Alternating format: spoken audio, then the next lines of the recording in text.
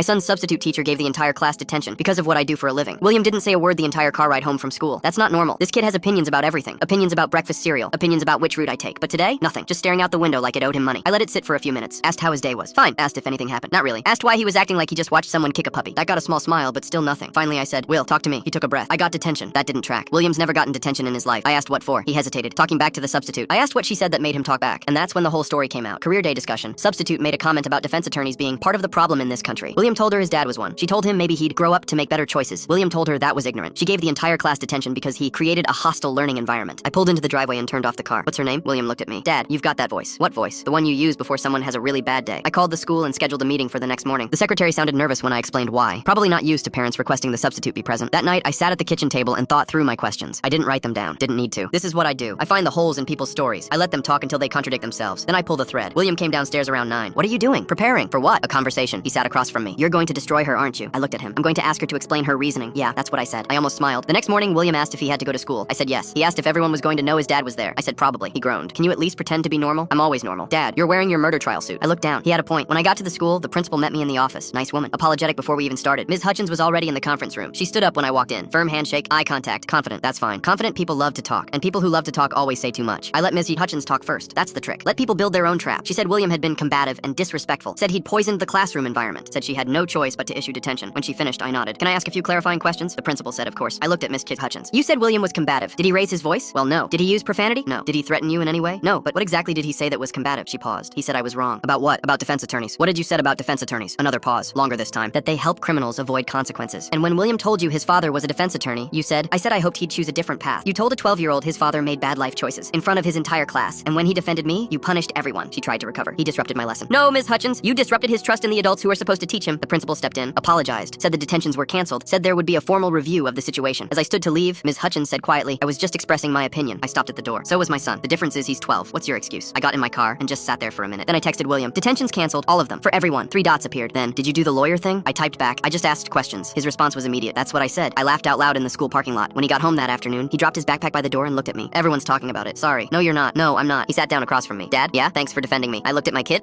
The one who stood up in front of his whole class and told a teacher she was wrong because she insulted his father. You defended me first.